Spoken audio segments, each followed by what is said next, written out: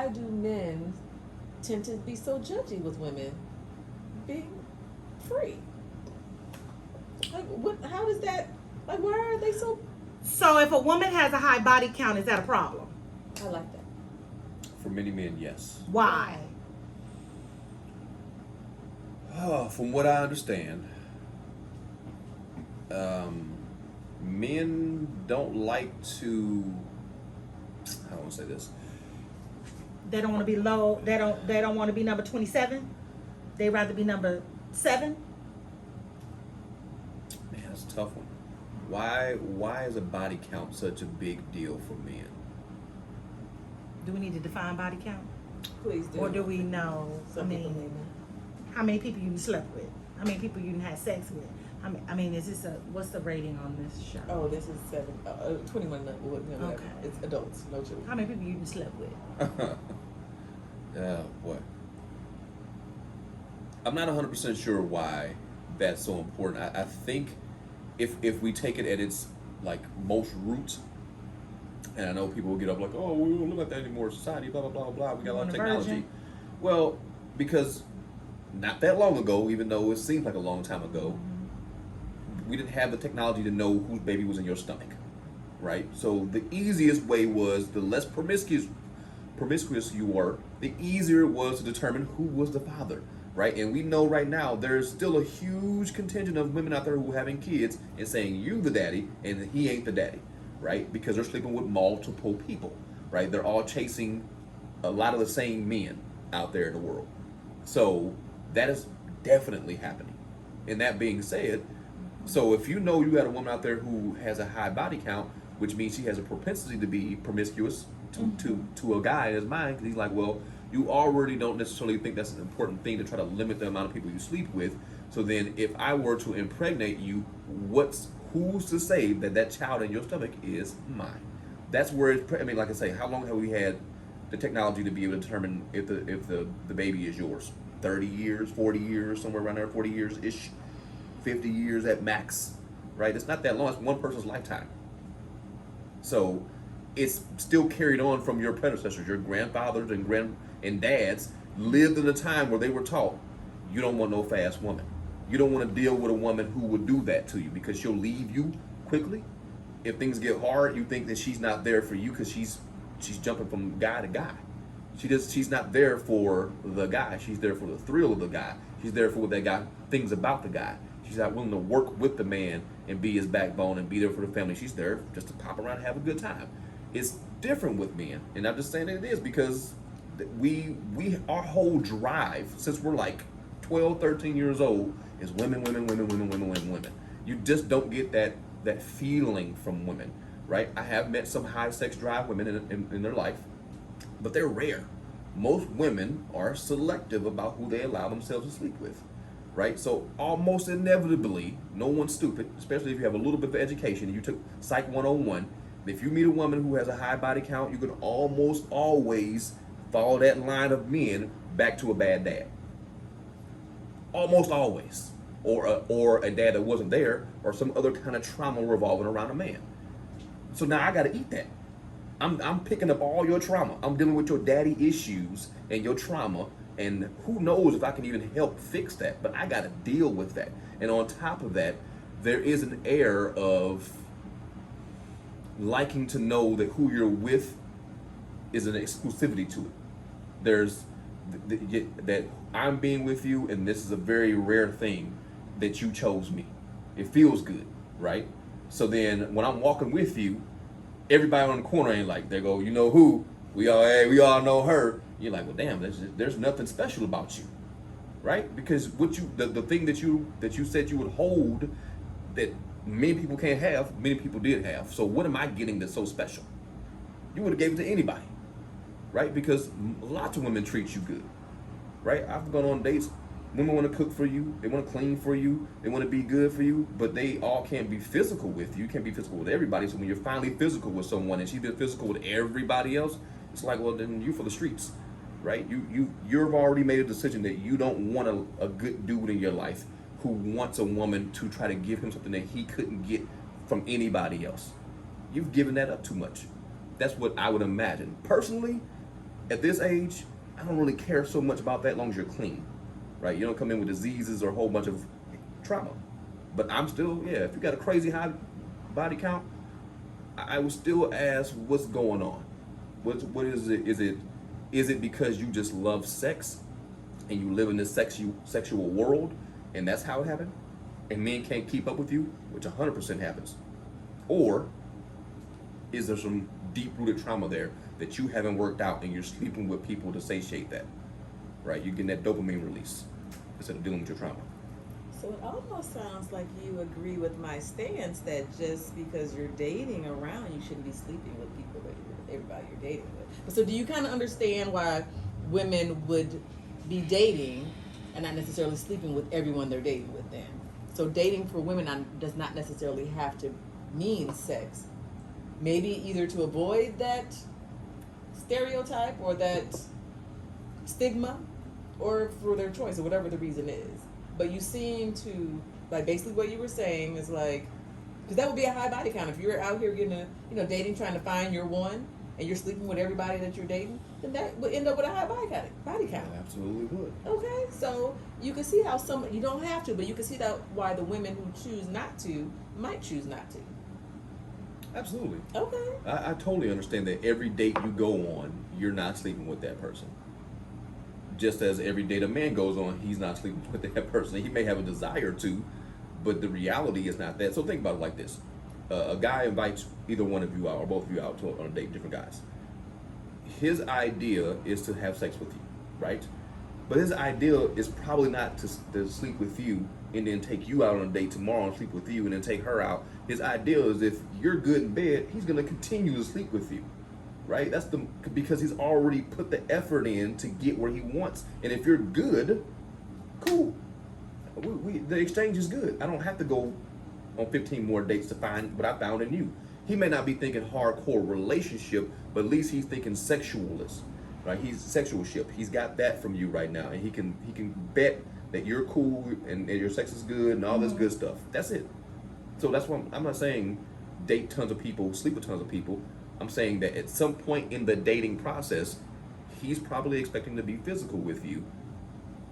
Otherwise, he wants to be physical with someone, so you should expect, I don't know how many that is, but if you're going on a date with a guy and you're like 8 dates in and you ain't gave him none yet, you should start expecting he's probably going to go on another date now to get some sex, because you're not giving him the thing he's probably still looking for. But can you imagine we ain't dumb. Yeah. I mean, I'm not. Right. So, yeah. Can you imagine someone 40 up dating for 20 plus years? You're going to have if that's the case, you could easily have a 20 plus body count if you dated one person a year. Oh, is 20 high? Well, that's relative, right? I mean, Exactly. Yeah, Well, and if you add a marriage in there, that's true. or not, Or long-term relationships. long-term relationship, Yeah. whatever, Yeah. that number, right? That So, number can even itself out to Right. less than 10. so that's why sometimes you shouldn't ask, or I sometimes you agree. should. Depends. Usually you can tell. I mean, you got to be real dense to not be able to tell, right? If you go somewhere and everybody like, "What's up, Keisha? Keisha, hey, everybody, Keisha here," and everybody go, "Keisha." I'm like, "Oh, damn, how they know you?" Right? I hope you a server here or something, because something's not right. See, Look at her Instagram. Oh my God. You can tell. That you was liking bitches on. She's like, "What's all these people liking your pictures?" And they're from the same neighborhood as you. there was so much there. I know, right? I always have to yeah. make mental notes when he starts No, talking. I'm just not even gonna bother. Oh. Please, bring up at least one point. No, because like you were being general at the beginning, Okay. right? You I weren't believe speaking, right? Yeah. So Specifically about what?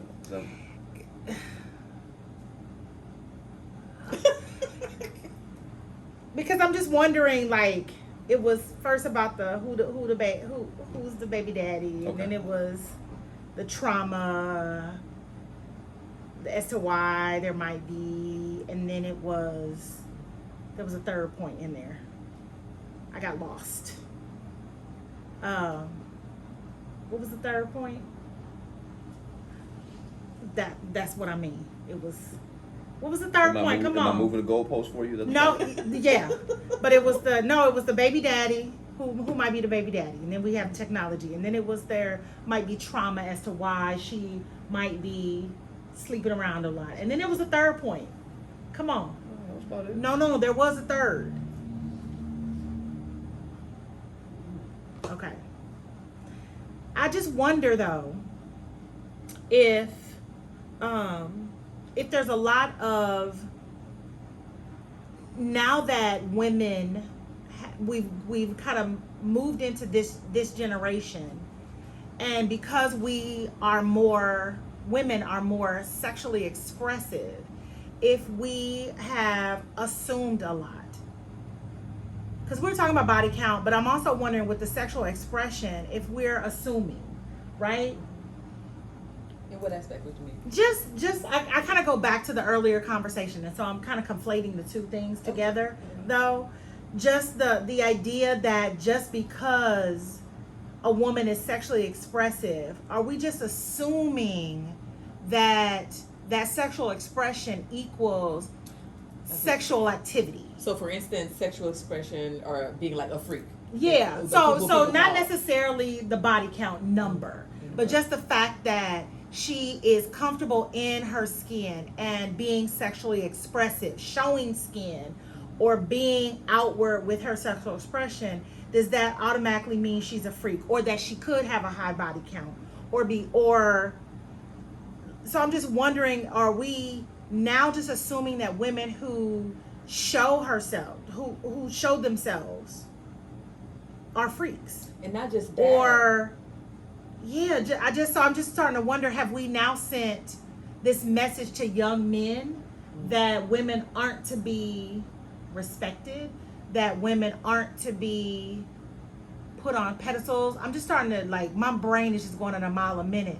Have we sent this message now that we aren't to be still seen as women, as respected, as soft, as gentle, as these beings, because we can have high body counts, because we can be expressive, because we can be equal in some of these things?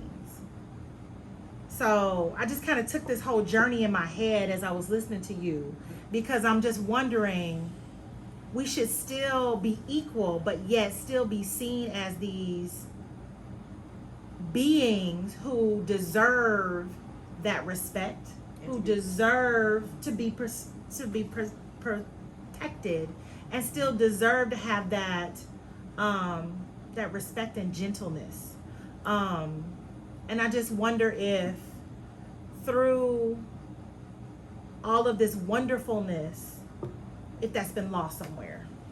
Because I think it's okay to date. I think it's okay to be sexually free. I think it's okay to have whatever number that you have, but still to be respected, and still to be able to say, I choose not to have sex because I want to get to know someone, and still be okay to live whatever that truth is, and to not have to be one or the other, but to be that spectrum. You talked a little earlier about be within that spectrum.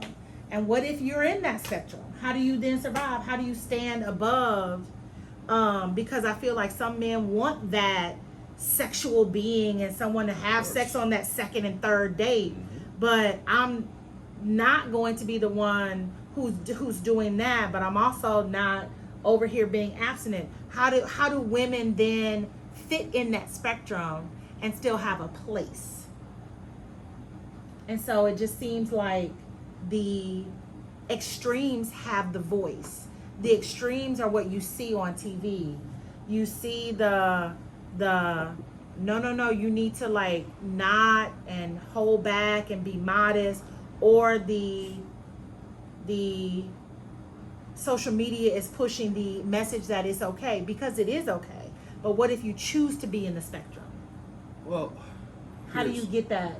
Here's what, and this is information I don't even know, right? Because like you say, the margins get to talk or have the louder voices, seemingly, but somewhere out there, I'm sure that exists polls and studies, maybe, of what do most people want, right? So if if I had to guess, like I said, I don't know for sure, and I could be 100% wrong, but seemingly, it seems that most men between the ages of 22 to 52, let's just give it an age range, most men want a woman with a reasonably low body count.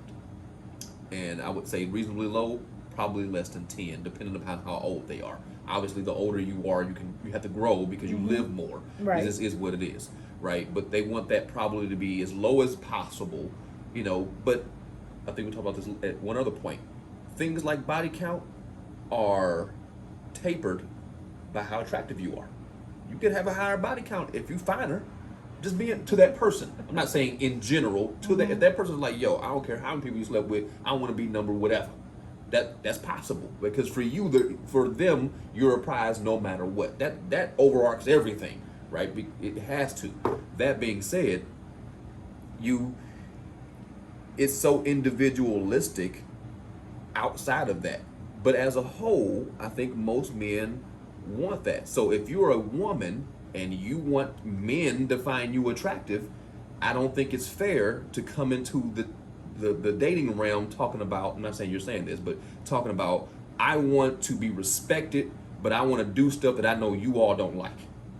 It's like, I want to sleep with as many people as I want to, whenever I want to, and have whatever account, and I should be respected. And the men were going, well, we don't respect that. You go, well, you have to respect me because I'm still respectable. It's like, well, not to us. Be respectable alone then, because you can't dictate how we feel about what you're doing. You can only dictate how you feel about what you're doing. That's the end of it. If you feel comfortable with what you're doing, good. But if you meet men who don't like that and they find it to be disrespectful or they don't find it to be attractive, you got to eat that. You can't make nobody respect your actions. And the society as a whole, I think it's a very odd thing that I have noticed that some women, not all, are trying to echo like, we women, we can do what we want to do. And men are like, all right, cool, do what you want to do, but we ain't gonna pick you. So don't be mad. Like you get the passport boys going overseas getting traditional women, and then you got women getting upset, going, you're gonna go get a letter from lady from the Philippines or China or Brazil or something like that because they don't speak English. I'm like, whatever. But then don't get mad when we go get white boys, or don't get mad. Oh!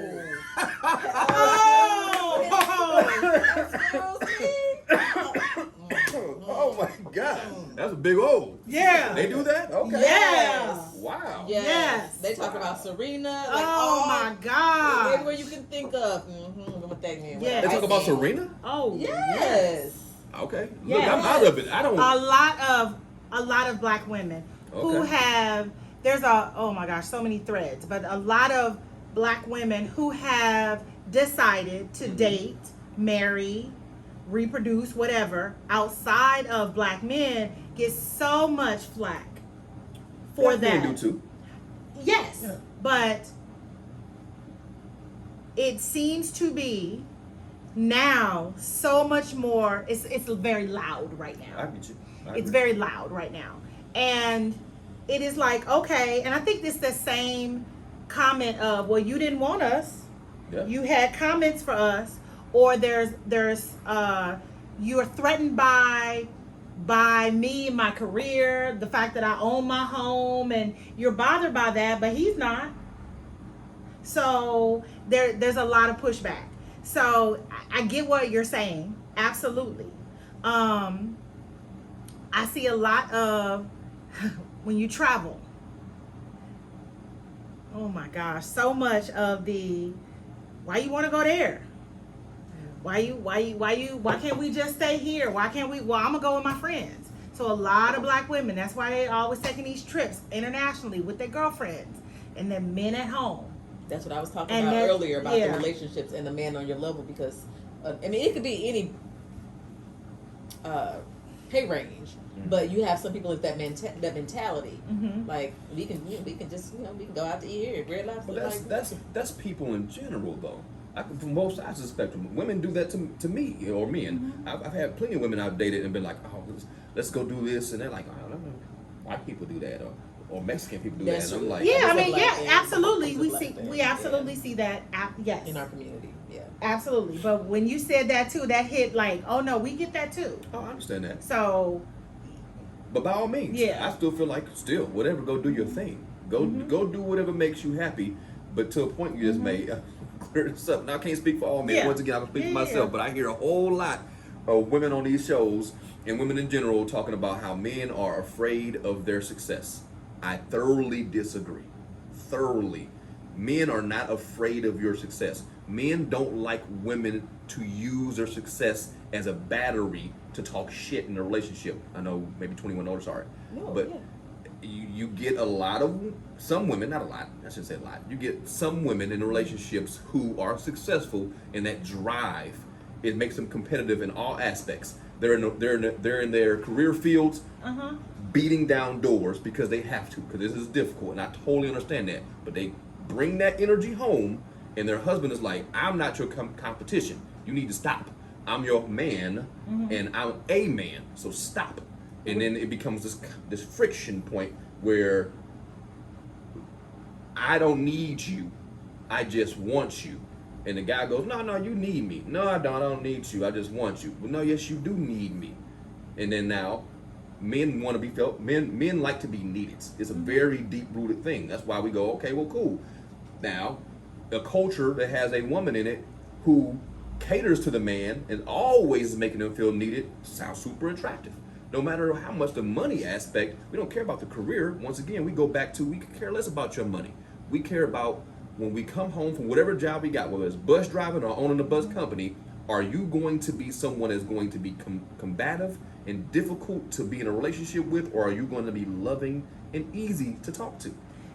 And it goes both ways. Absolutely. Absolutely. So I think the same way that you said that dynamic has to be loving and caring, it has to be that same way.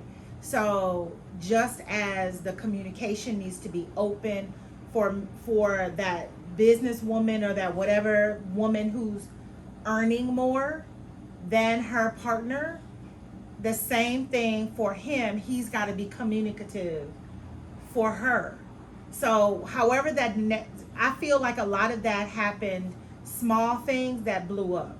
Okay. And so they've got to communicate that. But to understand this, and like I said, this is going to sound misogynistic to a degree. I apologize. Sure. Upfront, but That's our society has set things up that way.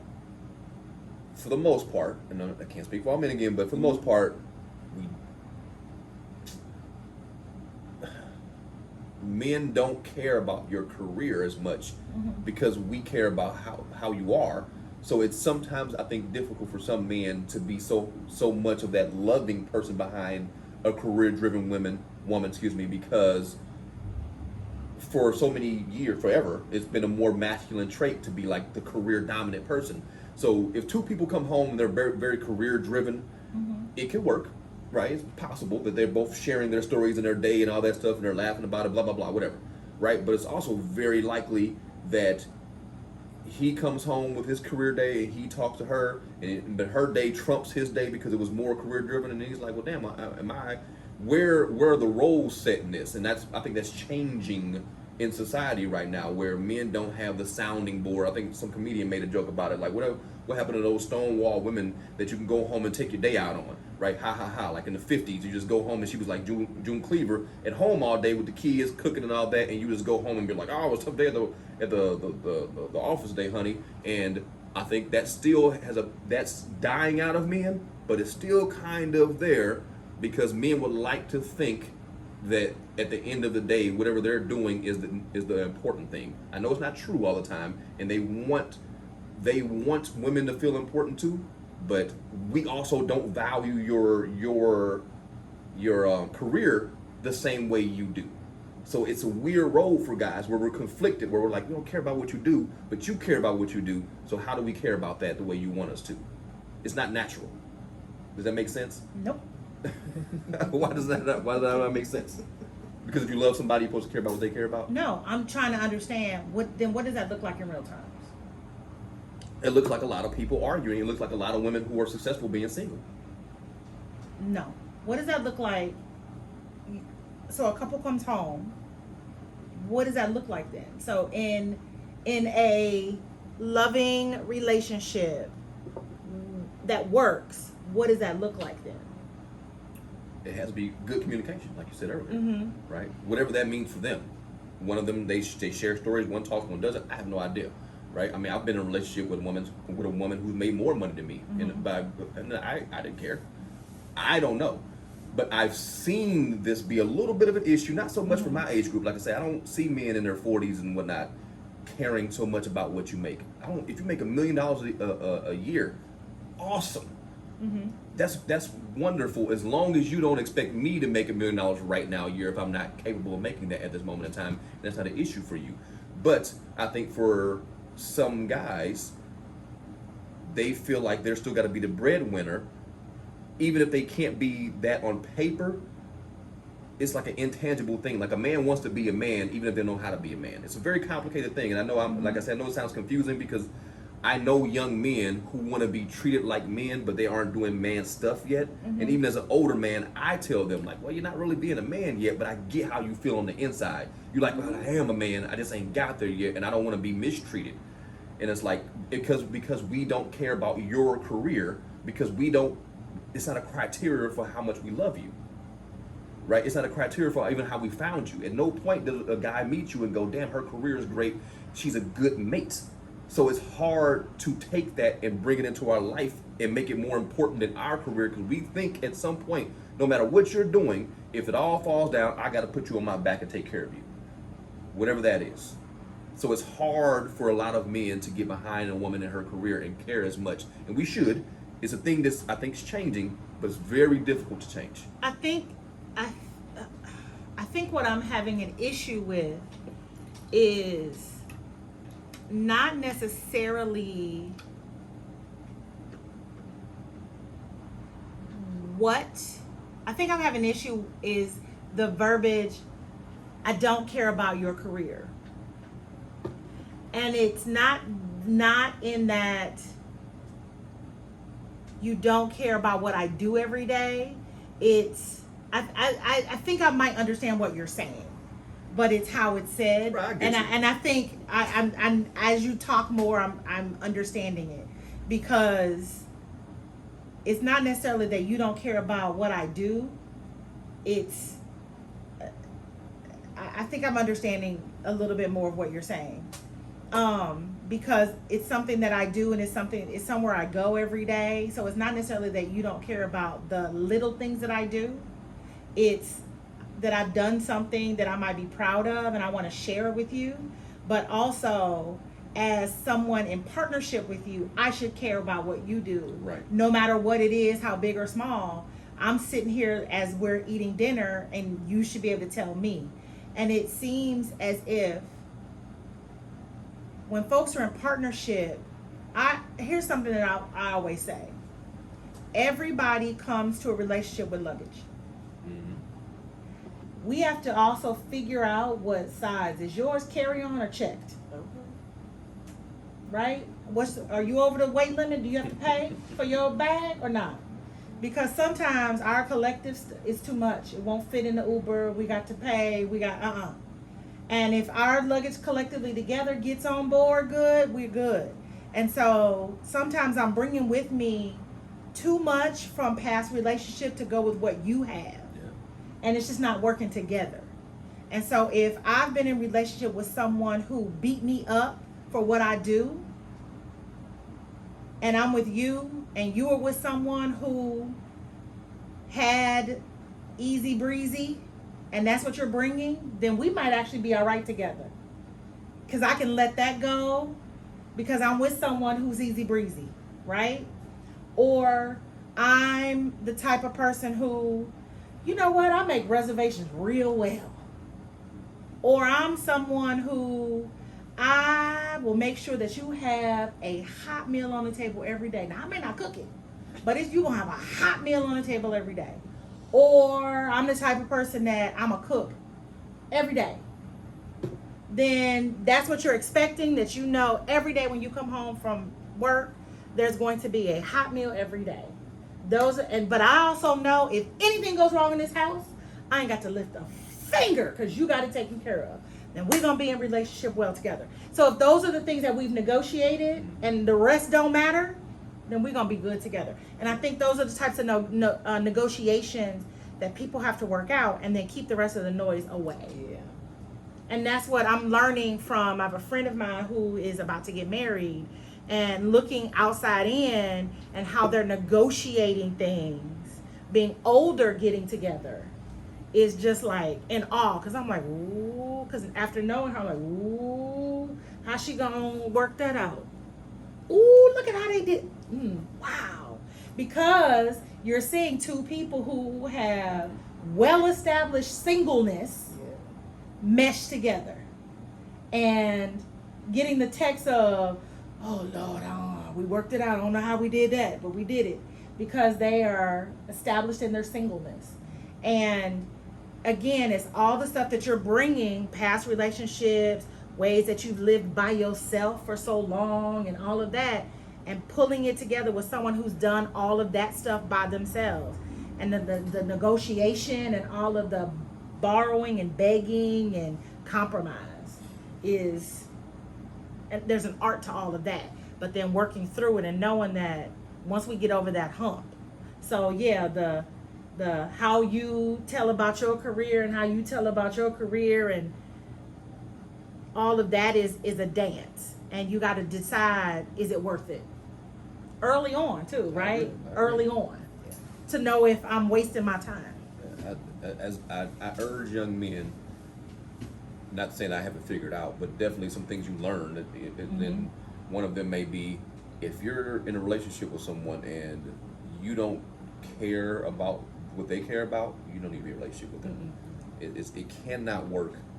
You can stay in a relationship with them for a long time, but I can't imagine that's healthy for either one of you if that person can never share with you fully, and then be met with just an open ear.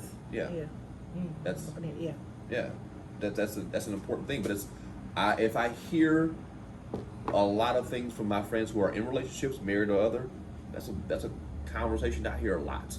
Is that I can't talk to him, or I can't talk to her, or every time I bring up something, it gets thrown back at me, or I can't be honest with them, or whatever. It's always about something like that. If it's not that, it's finances, which I feel like kind of spirals back into it, because usually it's like someone's spending and they're not being honest about their spending because they feel like they're going to get judged for what they did because they can't talk to them. And it's like, why can't you talk to them? It's because that other person doesn't care about what you're saying, so they're just waiting for their turn to talk. And you do that in the beginning. You really do. It don't take very long when you hear someone talk, you're like, I don't want to hear this shit. I'm just being honest with you. I've never in my whole life been with somebody and like slowly I was like, I want to hear you talk more. Immediately I was like, you don't have anything to say. I was like, this ain't gonna work. I'm telling you, it's so, communication, conversationalism is such a big deal to me. If I feel as though I have to either dumb my conversation down, or if whatever you're talking about is like nonsense continuously, I have a hard time dealing with that. I even told an ex this recently.